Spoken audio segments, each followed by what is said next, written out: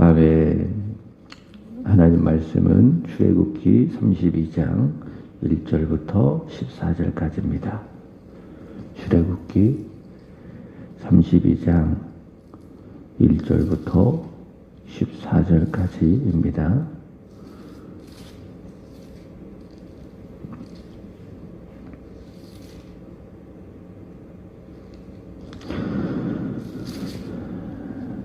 백성이 모세가 산에서 내려오미 더딤을 보고 무효 백성이 아론에게 이르러 말하되 일어나 우리를 위하여 우리를 인도할 신을 만들라.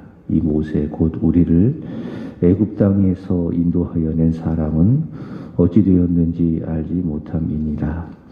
아론이 그들에게 이르되 너희의 아내와 자녀의 귀에서 금고리를 빼어 내게로 가져오라. 모든 백성이 그 귀에서 금고리를 빼어 아론에게로 가져가매 아론이 그들의 손에서 금고리를 받아 부어서 조각칼로 새겨 송아지 형상을 만드니 그들이 말하되 이스라엘아 이는 너희를 애굽 땅에서 인도하여 낸 너희의 신이로다 하는지라.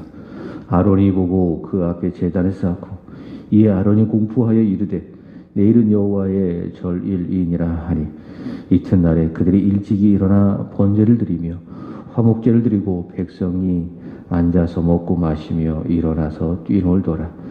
여호와께서 모세에게 이르시되 너는 내려가라. 내가 애굽 땅에서 인도하여 낸 내 백성이 부패하였도다.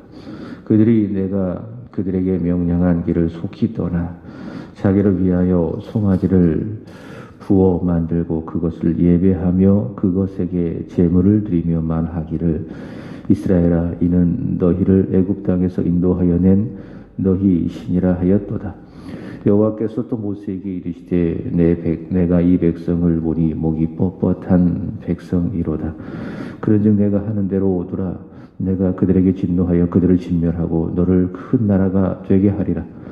모세가 그들의 하나님 여호와께 구하여 이르되 여호와여 어찌하여 그 큰 권능과 강한 손으로 애굽 땅에서 인도하여 내신 주의 백성에게 진노하시나이까. 어찌하여 애굽 사람들이 이르기를 여호와가 자기의 백성을 산에서 죽이고 지면에서 진멸하려는 악한 의도로 인도하여 냈다고 말하게 하시려 하나이까. 주의 맹렬한 노를 그치시고 뜻을 돌이키사 주의 백성에게 이화를 내리지 마옵소서. 주의 종 아브라함과 이삭과 이스라엘을 기억하소서.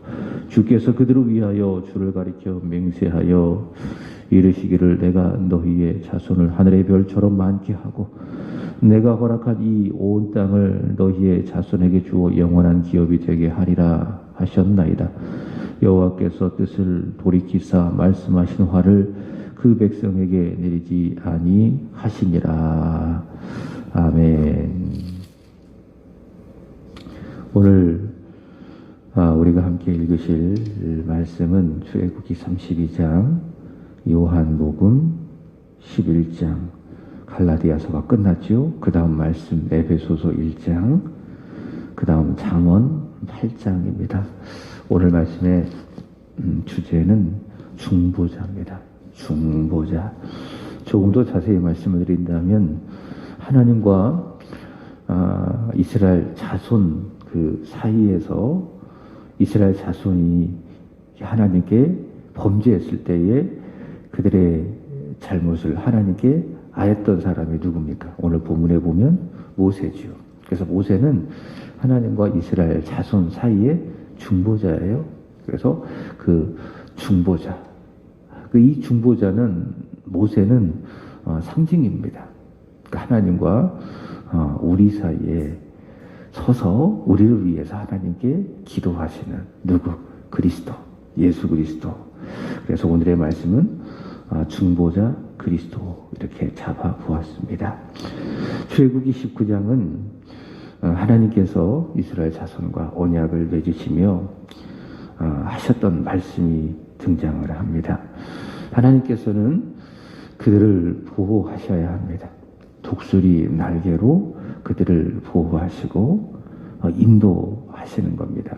이게 이제 언약을 맺은 하나님이 이스라엘 자손에게 하셔야 할 것입니다. 동시에 이스라엘 자손들은 어떻게 해야 되는 것입니까? 하나님의 말씀을 잘 듣고 언약을 지켜 행하는 겁니다. 이게 이제 언약 관계죠. 하나님과 이스라엘 자손의 관계죠. 하나님은 그들을 보호하시고 그들은 하나님의 말씀을 잘 듣고 순종하고, 그래서 이 관계가 잘 이루어질 때에 하나님과의 언약 관계가 잘 이루어지는 것이고, 그럼 하나님도 영광을 받으시고 하나님도 기뻐하시고 이스라엘 자손도 순종하여 기쁘고 행복하고, 이것이 바로 무엇이다? 하나님과 이스라엘 자손의 언약 관계이다. 그러나 오늘 함께 읽은 출애굽기 32장은 이스라엘 자손의 이 불순종으로, 다시 말해 우상을 숭배하는 이 불순종으로 이 언약의 관계가 깨어지는 장면이 소개되어지고 있습니다. 출애굽기 20장에 가보면 하나님께서 언약 백성이 지켜야 할 말씀을 주시죠.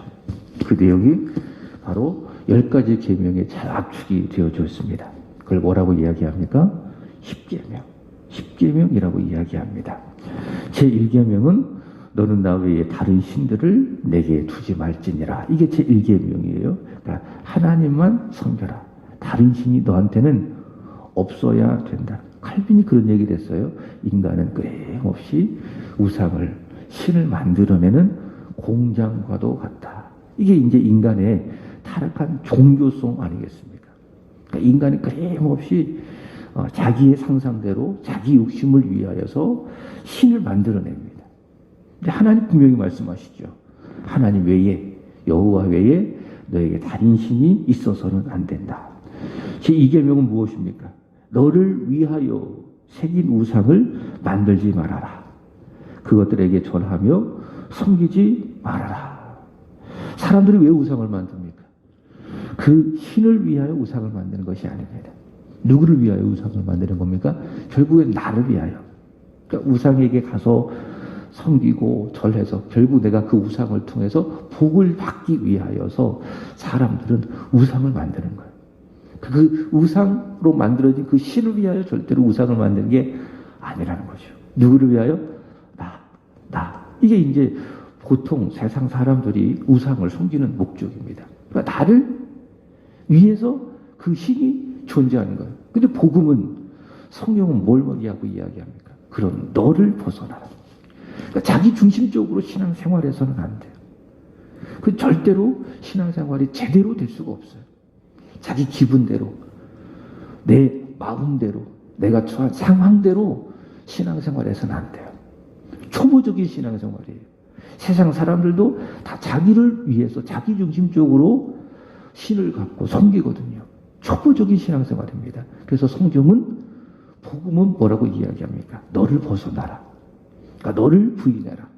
너의 십자가를 지고 나를 따라오라. 그게 뭐예요? 성경이에요. 성경적인 신앙생활이에요. 제3계명은 무엇입니까?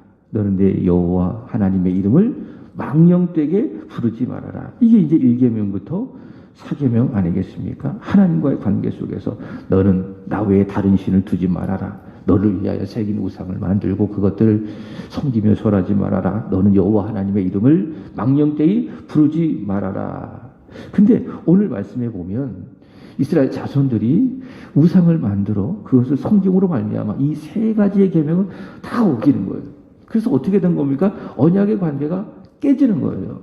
말씀을 드렸죠. 하나님은 이스라엘 자손들을 독수리 날개로 업어 인도하고 보호하여야 하시고, 이스라엘 자손들은 그 하나님 앞에 어떻게 해야 됩니까? 말씀을 잘 듣고 그 말씀에 순종해야 되는 거예요. 근데 벌써 이 언약의 말씀을 하나님께서 출애굽기 20장에 주셨는데, 10계명에서 주셨는데, 그 1계명부터 3계명까지 깨어지는 것입니다. 지금 모세는 출애굽기 24장 18절 보시면은 40일 40야를 시내산에 머물면서 하나님의 말씀을 받고 있습니다. 그러니까 거기에서 하나님의 말씀, 하나님께서 직접 돌에 새겨주신 그 두 돌판, 그 안에 무엇이 있어요? 10계명이 있죠. 10계명도 받고, 또 하나님께서 이스라엘 자손과 언약을 맺으셨기 때문에 그들과 함께 사시기 위해서 거하실 하나님의 집, 그게 뭐예요? 성막. 성막에 대한 설계도도 바꿔. 이번 주 수요일부터는 성막을 공부할 거예요. 그러니까 믿음은 성막을 끝나고 전하도록 하겠습니다. 자, 성막에 대한 말씀을 받고 있습니다. 40일, 40야를 하나님 앞에 서서 계시를 받고 있는 겁니다. 자, 그런데 1절 말씀을 보시면 이런 말씀이 있습니다. 이스라엘 자손들이, 백성이, 모세가 산에서 내려옴이, 보세요. 무엇을 보고? 더딤을 보고 일어나라 우리를 위하여 우리를 인도할 신을 만들라. 이렇게 이야기를 합니다. 여러분, 하나님의 입장에서는 보세요. 이 더디다라는 말을 잘 주목해 보세요. 하나님의 입장에서는 더딘 겁니까? 아니죠. 하나님의 시간표에 따라서 잘 진행되고 있습니다. 다시 말해, 잘 되고 있습니다. 걱정하지 마세요. 불안해하지 마세요. 하나님께서 우리 교회를 이끌고 가시니 하나님의 시간표대로 잘 되고 있습니다. 그게 하나님의 시각이죠. 하나님의 시간표에 따라서는 더디지 않게 잘 진행되어져 가고 있다. 그 시각으로 봐야 돼요. 그래야 실족하지 않아요. 근데 이스라엘 자손의 입장에서는 그 시간이 기다리기가 힘든 거예요. 그래서 어떻게 느껴집니까? 더디게 느껴지는 거죠. 더디게 느껴지는 거죠. 그래서 이렇게 생각해 봐요. 믿음은 뭐냐? 더딜지라도 잘 그 시간을 참는 거예요. 견디는 겁니다. 기다리는 겁니다. 내가 느끼기에 참 더디다. 이렇게 느낄지라도 하나님의 시간표는 잘 되어가고 있다라는 믿음을 갖고 어떻게 하는 겁니까? 견디는 겁니다. 하나님께서 내가 지금 더디게 느껴지다 할지라도 때가 되어지면은 보여주실 거야. 그리고 인도해 주실 거야. 응답해 주실 거야. 그때까지 잘 참고 기다리는 게 뭐예요? 그것이 바로 믿음이다. 기도하는 것도 마찬가지예요. 열심히 기도했다면은 내 입장에서 더디게 느낄 수가 있어요. 그죠? 하나님 언제 응답해 주시는 거야? 그죠? 도대체 내 기도를 듣기나 하시는 거예요? 이런 어떤 마음이 느껴진다 할지라도, 더디게 느껴진다 할지라도 보세요. 기도했다면은 하나님께서 어떻게 하신다? 응답하신다. 하나님 말씀하셨잖아요. 주님을 통해서 구하라 너희에게 주실 것이요, 찾으라 찾아낼 것이요, 두드리라 너희에게 열릴 것이라. 기도했다면 반드시 하나님께서 뭐 하신다? 응답하신다. 예스든지 노우든지 하나님께서 반드시 그 기도에 대하여 가부를 말씀을 하시니, 내가 기도했다면 더딜지라도 어떻게 해야 돼요? 기다리는 것이, 그것이 바로 무엇이다? 그것이 바로 믿음이다라는 겁니다. 우리가 읽을 요한복음 11장에도 같은 상황입니다. 예수님께서는요, 나사로가 병들었다고 하는 그 소식을 전해 들으십니다. 나사로의 누이의 입장에서는 예수님께서 그 소식을 들으셨다면 즉시 오셔서, 오빠가 죽어가고 있으니까는 오셔서 손 내밀어서 고쳐주시기를 바라죠. 그죠? 그게 이제 나사로의 누이의 입장입니다. 마르다와 마리아의 입장입니다. 자, 그렇지만 요한복음 11장 6절의 말씀을 보시면 예수님께서 어떻게 하십니까? 나사로가 병들었다고 하는 소식을 듣고도 움직이지 아니하시고 어떻게 하셨어요? 거기에서 이틀을 더 유하셨어요. 일부러 더 유하셨어요. 더 지체하셨어요. 이유가 있겠지요. 즉시 응답하지 아니하시고 이틀을 더 지체하신 이유가 있겠지요. 그 이유가 물론 이후에 드러나겠지만, 그렇기 때문에 나사로의 누이들은 그때는 이해할 수 없어도 주님께서 듣고 계심에도 불구하고 안 오신 데에는 무엇이 있다? 이유가 있다. 예수님께서 더디하시는 데는 무엇이 있다? 이유가 있다. 그 예수님을 생각하고 어떻게 해야 돼요? 기다려야 되는 거예요. 이게 믿음이에요. 그러나 내 입장에서 내 생각대로 내 마음대로 생각을 하면서 왜 예수님 안 오는 거야? 예수님 소식을 분명히 들으셨을 텐데 왜 그러는 거야? 이렇게 자꾸 더디게 느끼면 그때부터 조급함이 생기고 막 상상이 되어지고 예수님에 대한 불신이 생기고, 내가 예수님 어떻게 섬겼는데, 내가 이 교회를 어떻게 섬겼는데, 내가 목사님을 어떻게 섬겼는데, 자꾸 섭섭한 마음이 들고 소원한 마음이 들고, 그게 뭐예요? 소위 말해서 시험이 된 거예요. 그러면 믿음이 깨어지고 실족하게 되어지고 하나도 은혜가 되지 않고, 그렇죠? 예수님이 오셔도 하나도 은혜가 안 되는 거예요. 예수님 말씀하실 때 오셔야죠. 왜 더디 오십니까? 더디 오신 그 순간에 내 오라비 나사로가 죽지 않았습니까? 원망하고 불평하게 될 수밖에 없는 것입니다. 하나님의 때가 있어요. 하나님의 시간표대로 잘 되어지고 있습니다. 어떻게 해야 돼요? 더딜지라도 기다려야 돼요. 그것이 무엇입니까? 그것이 바로 믿음이다. 그러나 오늘 보면 이스라엘 자손들은 더딤을 느꼈어요. 참지 못했다 그 말이죠. 그래서 하나님의 생각을 포기하고 인간적인 생각을 앞세우자니까 그러니까 여기서부터 문제가 생기는 거예요. 하나님에 대한 신뢰를 잃어버리고 하나님에 대한 관계가 서서히 깨어지면서 이제 하나님의 생각을 싹 걷어내고 이제 완전히 인간적인 생각을 앞세워서 아론을 명하여 어떻게 합니까? 금송아지 신상을 만들게 했습니다. 어떻게 만들었는가? 그리고 어떻게 했는가? 4절 보시면 이스라엘아 이는 너희를 애굽 땅에서 인도하여 낸 너희의 신이로다. 여러분 어떻게 여호와 하나님이 금송아지 신상이 될 수가 있겠습니까? 그 금송아지 신상이 이스라엘 자손을 애굽 땅에서 인도하여 냈습니까? 아닙니다. 이것은 하나님을 모독하는 일이에요. 하나님 분명히 말씀하셨잖아요. 너를 위하여 새긴 신상을 만들어 섬기지 말아라. 그것에 절하며 섬기지 말아라. 하나님 분명히 말씀했잖아요. 근데 지금 이스라엘 자손이 어떤 짓을 하고 있는 거예요? 하나님께서 출애굽할 때 그들에게 은혜로 허락하신 그 금, 이거 어떻게 보면 하나님께 성막을 짓는데 드려야 될 것들입니다. 이것을 가지고 헛짓을 하는 거예요. 금송아지 신상을 만들어 놓고 이게 여호와 하나님이다. 바로 이 금송아지가 우리를 애굽 땅에서 인도하여 낸 우리의 신이다. 이렇게 착각하면서 하나님을 모독하면서 6절 보시면 이방인들처럼 그 앞에서 먹고 마시며 일어나며 뛰놀랐다 라는 것을 볼 수가 있습니다. 하나님의 이름을 모독하고 있는 것이죠. 그래서 1계명부터 3계명까지 완벽하게 어기는 겁니다. 자, 그러자 하나님의 반응입니다. 7절 보시면은 여호와께서 모세에게 이르시되 너는 내려가라. 내가 애굽 땅에서 인도하여 내 백성이 뭐하였도다? 여기 보시면 부패하였도다. 이렇게 말씀하고 계십니다. 부패라는 말을 주목해 보시기 바랍니다. 하나님의 백성이요. 하나님의 말씀을 버렸어요. 그리고 자기의 욕심을 위하여서 우상을 만들고 그것을 섬기는 일, 그것이 무엇입니까? 그것이 바로 부패다. 하나님께서 주신 말씀, 그 언약의 말씀, 그것이 10계명인데 그 말씀을 철저히 지키고 정직하게 하나님 앞에 행하는 것이 무엇이에요? 그것이 청결이에요. 하나님의 말씀에 대한 절대적인 순종, 그것이 무엇입니까? 그것이 바로 청결입니다. 깨끗함입니다. 그것이 바로 거룩함입니다. 그게 하나님의 백성이에요. 근데 그 말씀에 벗어나서 참지 못하고 자기 욕심을 따라서 자기 승질을 따라서 자기의 그 성격을 따라서 자기를 위하여 우상을 만들어서 섬기는 것, 그것이 무엇입니까? 그것이 바로 부패라는 거예요. 다른 것이 부패가 아닙니다. 우리도 같습니다. 하나님의 말씀을 따라 정직하게 순종하여 살지 않고도 내가 하나님을 믿고 하나님을 섬긴다고 하면서도 보십시오.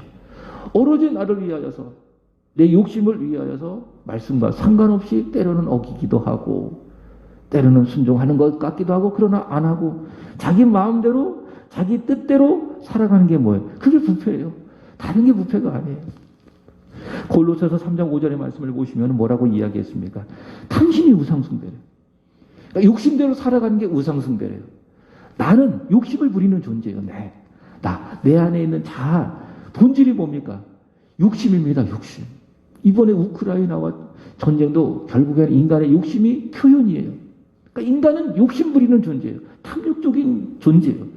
돈에 대한 욕심이 있고 물질에 대한 욕심이 있고 오로지 욕심을 위해서 살아가는 존재가 누굽니까? 그게 인간이에요. 그래서 욕심에 대하여 성경은 아주 경계합니다. 그래서 야고보서 1장 15절에 보시면 욕심이 잉태해서 무엇을 낳습니까? 죄를 낳고 죄가 장성하여 죄가 장성하여 사망이 왔다. 또 바울은 말씀드렸던 것처럼 골로새서 3장 5절에 뭐라고 이야기합니까? 욕심, 탐심 같은 말이죠. 이게 뭐라고요? 이게 우상숭배라고요. 그래서요, 나를 위해서 내 욕심을 위해서 하나님의 말씀을 어기고 오로지 나를 위해서 살아가는 게 뭐예요? 그게 부패예요. 다른 게 부패가 아니에요. 이스라엘 자손이 지금 그러고 있잖아요. 이게 부패잖아요. 하나님을 위해서 금송아지 신상을 만들었겠어요? 누구를 위해서 만들었어요? 그들을 위해서 만들었어요. 자기 욕심을 위해서 만들었어요. 불안하니까 자기를 위해서. 하나님이 야 참 잘했다. 야 너희를 위해서 금송아지 신상을 만들고 그것을 나처럼 여겨서 이렇게 뛰놀며 절하며 섬기니 야 참 고맙다. 이렇게 하셨겠어요? 아니에요. 누구를 위해서 만든 거예요? 그들 자신을 위해서 이 금송아지 신상을 만든 거예요. 하나님이 없어요. 이게 뭡니까? 여기 하나님께서 7절에 말씀하신 것처럼 부패예요. 10절 말씀을 보시면은 이 하나님의 백성의 부패 앞에 하나님께서 진노하시는 겁니다. 하나님이 화가 이만큼 나셨어요. 엄청 화가 나셨어요. 그래서 뭐라고 이야기합니까? 10절 보시면은 그러자 내가 하는 대로 두라. 내가 그들에게 진노하여 그들을 뭐하고 진노하고 너를 큰 나라가 되게 하리라. 하나님이 얼마나 화가 나셨는지 내가 저들을 싹 다 쓸어버리겠다. 그리고 모세 너를 통해서 내가 다시 큰 나라로 만드시겠다. 하나님께서 그렇게 말씀을 하십니다. 자, 그러자 중요한 것이 그 하나님 앞에서 이스라엘과 하나님 사이에 중보 기도를 합니다. 누가? 모세가. 그 모세가 기도하는 내용이 뭐예요? 자기를 위해서 기도하는 것이 아니죠. 누구를 위해서? 부패한, 목이 뻣뻣하여 교만한 이스라엘 자손을 위하여 중보 기도하고 있는데 그 내용이 뭐예요? 11절부터 13절까지 기도입니다. 이 기도의 특징이 있습니다. 모세는요, 하나님의 말씀, 하나님의 약속을 붙잡고 약속을 근거로 해서 하나님께 기도하고 있다는 거예요. 13절 보시면 주의 종 아브라함과 이삭과 이스라엘을 기억하소서 주께서 그들을 위하여 주를 가리켜 맹세하여 이르시기를 내가 너희 자손을 하늘의 별처럼 많게 하여 내가 허락한 이 온 땅을 너희 자손에게 주어 영원한 기업이 되게 하리라 하셨나이다. 하나님께서 아브라함과 이삭과 야곱에게 주신 약속의 말씀이 있잖아요. 그 약속의 말씀을 붙들고 하나님께 기도하는 거예요. 그 기도할 때도 그렇게 기도하세요. 하나님의 생각을 갖고 기도하세요. 하나님, 죄인을 부르러 예수님께서 오셨다고 말씀하셨잖아요. 내가 죄인임을 인정하고 고백하면 내가 예수님을 볼 수 있다고. 예수님은 내게 다가오시고 말씀하시고 나를 치유한다고 말씀하셨잖아요. 어제 들은 말씀 아니겠습니까? 그 말씀을 붙들고 기도하는 거예요. 그죠? 그럼 하나님께서 들으시는 겁니다. 응답하는 겁니다. 여기 모세의 기도도 같은 내용입니다.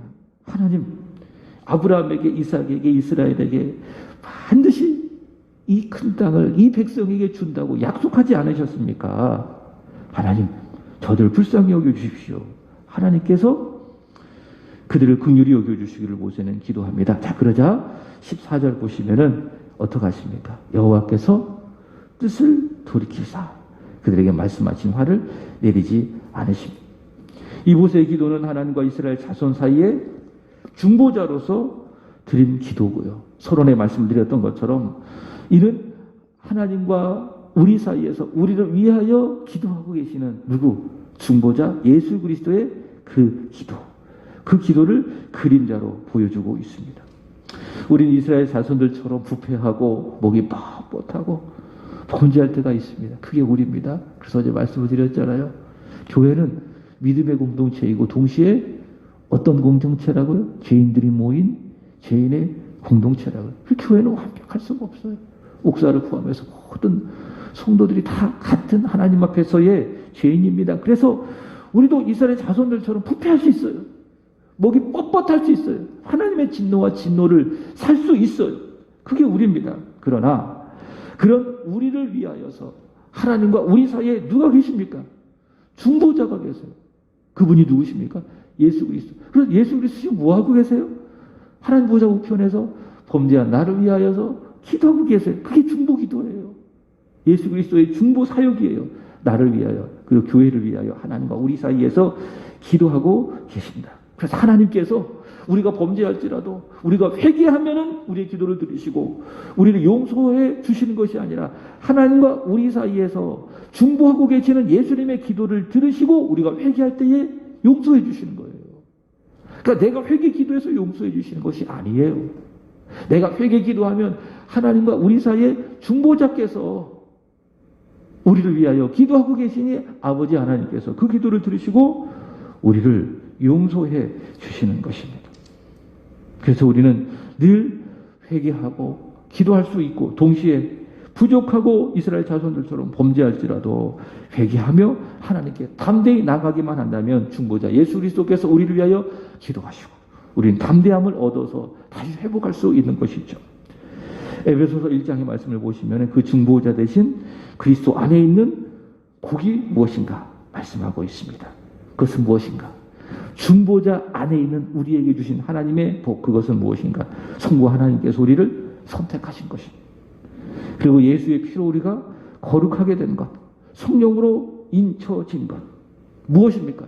중보자 안에서 우리가 받은 큰 복, 아버지 하나님의 선택과 성자 하나님의 피 흘리심과 성령 하나님의 인쳐주심, 너는 내 거야 라고 말씀하신 인쳐주심, 그것이 무엇입니까? 내가 하나님의 백성이 된 거예요. 구원받은 겁니다. 이것이 무엇인가? 에베소서 1장 3절의 말씀처럼 하늘에 속한 신령한 복입니다. 그래서 우리가 중보자 대신 예수 그리스도로 말미암아 아버지의 선택과 예수 그리스도의 핏부림을 통한 거룩함과 성령의 인치심을 받았다면 어떻게 살아야 될 것인가? 에베소서 1장 12절 이렇게 이야기하죠. 그리스도 안에서 하나님께서 전부터 바라던 대로 그의 영광과 찬송이 되어야 한다. 다시 말해 예배드리면서 살아야 된다 그 말입니다. 그러니까 하나님이 왜 우리를 중보자를 통해서 구속하셨는가? 왜 우리를 선택하셨는가? 성령으로 인쳐주셨는가? 하나님께 예배하기 위해서. 그러니까 내가 살아가는 목적은 어디에 있습니까? 예배예요, 예배. 그러니까 예배를 잘 드려야 돼요. 어제도 말씀드렸잖아요. 그렇기 때문에 예배를 잘 드려야 모든 일에 성공하는 겁니다. 믿음에 성공하고 그러면 인생에 성공하게 되어지고 요한복음 11장에 보시면 우리의 중보자, 우리를 위해서 피 흘리신 중보자 예수 그리스도가 누구신지를 소개를 하고 있는데 특별히 부활의 주님으로 소개를 하고 있습니다. 예수께서 죽은 나사로를 살리심으로 말미암아 중보자 그리스도는 누구신가? 요한복음 11장 25, 26절 유명한 말씀이죠. 우리의 중보자 그리스도 누구십니까? 부활이요 생명이요. 그래서 그를 믿는 자는 죽어도 삽니다. 무릇 살아서 믿는 자는 영원히 죽지 않습니다. 이분이 누구십니까? 우리와 하나님 사이의 중보자. 잠언 8장을 한번 읽어보세요. 거기 보시면 지혜라는 것이 등장을 합니다. 특별히 이 지혜의 특징을 보면 지혜가 의인화되어 있어요. 마치 하나님인 것처럼 이 지혜가 묘사된 것을 볼 수가 있죠. 그럼 이 지혜는 정체는 뭐냐? 지혜의 정체는 뭐냐? 중보자예요. 누구를 말하는 것입니까? 그리스도를 말하는 것입니다. 22절 보시면은 조화의 시작, 다시 말해 태초가 있기 전에도 누가 계셨어요? 중보자가 존재하셨어요. 그러니까 이 세상에 창조하기 전에도 중보자가 계셨어요. 그분이 누구십니까? 성자 하나님이신 예수 그리스도. 요한복음 1장에도 이런 내용이 나와 있는 것이죠. 그리고 27절 보시면은 창조의 역사에도 중보자가 동참을 한 것을 볼 수가 있습니다. 자, 결론적인 말씀입니다. 잠언 8장 25절, 8장 25절부터 8장 25절, 36절 이 말씀 사이를 좀 한번 보시기 바랍니다. 자, 특별히 35절 이런 말씀이 있습니다. 대저 나를 얻는 자는 생명을 얻고 여호와께 은총을 얻을 것입니다. 여기서 말하는 나는 누굴까? 바로 중보자를 말하는 거죠. 지혜, 그리스도를 말하는 것이죠. 그리스도를 얻는 자는 무엇을 얻는다? 생명을 얻는다. 그리고 여호와께 은총을 얻는다. 그래서 말씀을 드렸잖아요. 그리스도를 얻는 사람은 모든 것을 다 잃어버렸어도 모든 것을 다 얻는 것이다.